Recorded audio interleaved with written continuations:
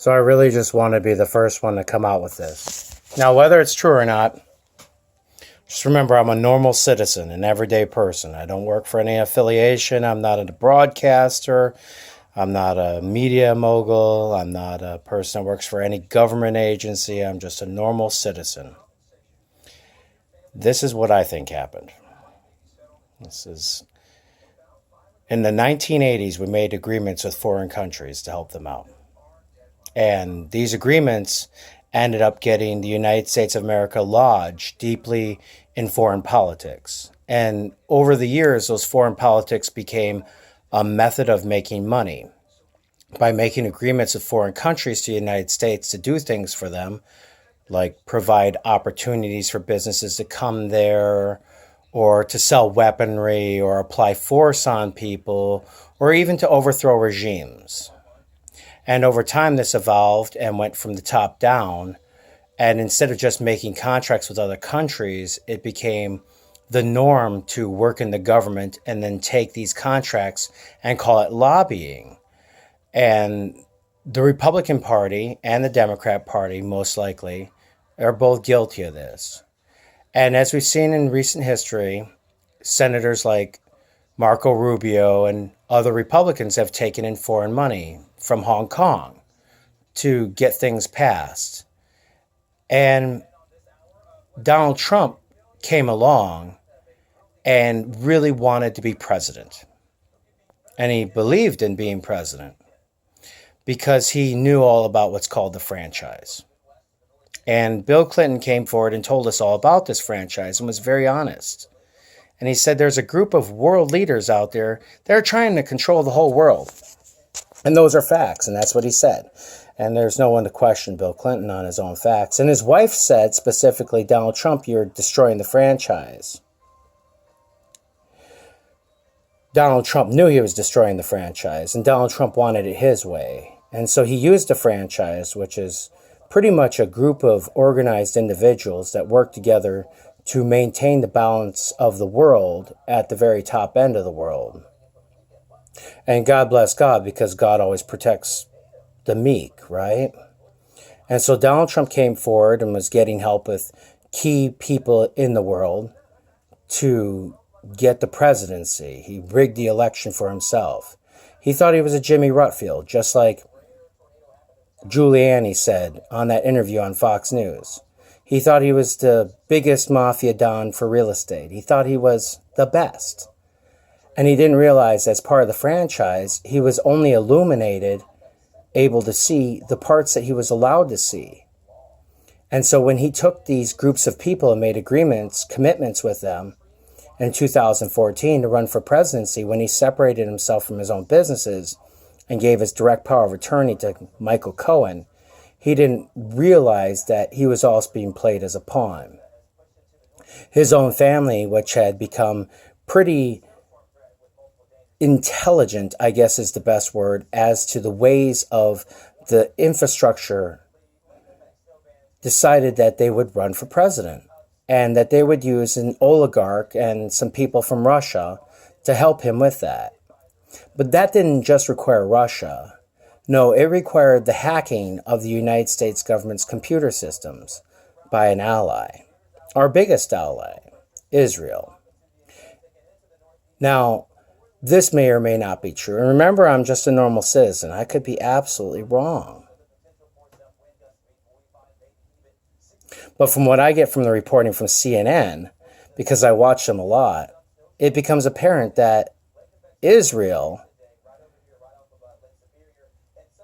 and Saudi Arabia were working together in our infrastructure and our government to help the Republicans win the election and the election purpose. And they used the backdrop of Russia to take the blame for it while they hid themselves cleverly. Mostly because Saudi Arabia wanted the weaponry to take out Yemen. They needed to get Yemen out of the way because they knew exactly where the oil was, and they wanted to have the ability to have that port there because they're almost out of oil. And they said that to us. And the UAE is based on making money. And you can't blame them. That's what they do. Why would you argue with that? It makes good sense, right? The problem with Saudi Arabia is that they have a problem with spending money. And they're in debt. And they can't afford to get out of debt because their debt's based on what they spent.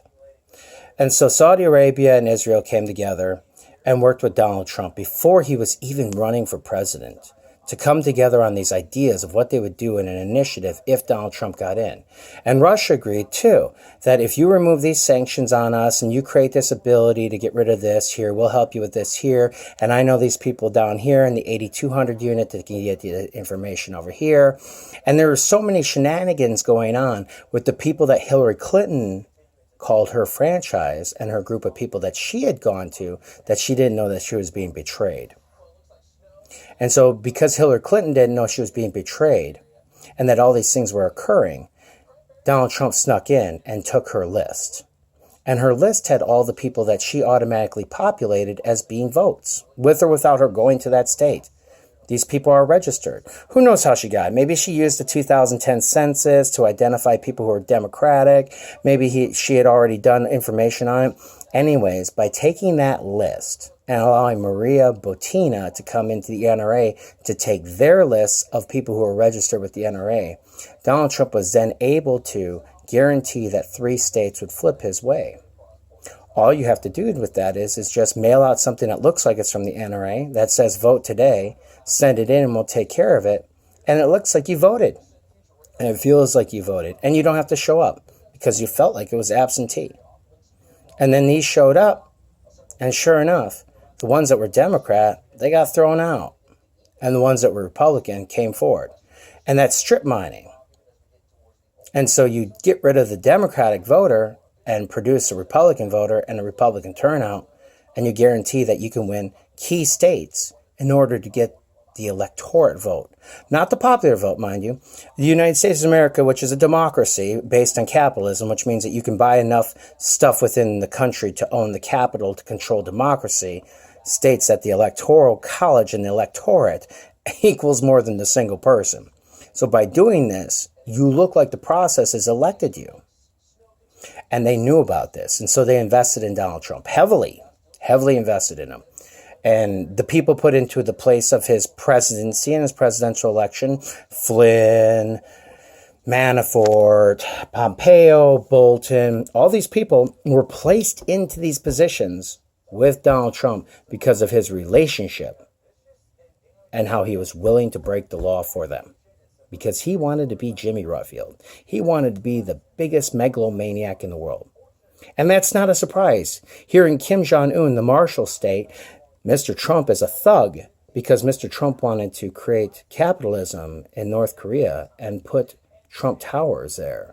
And Trump's all over the place. Panama, South America, Bahrain, Beirut, Saudi Arabia, Israel. Donald Trump is one of the largest holders of property and his company around the world. And so what he did is he made agreements with this oligarch because he got Manafort in, and Manafort's working for him. And then the 2 brothers, the one obviously deals with rugs and the other one's dealing with steel and aluminum. He made agreements with them. And these agreements ended up in Donald Trump's lap. And he made promises for the American people, for himself. It doesn't put the American people in jeopardy. It puts him in jeopardy. So he has to do things to get these things done, like build a steel wall, because the steel infrastructure requires it.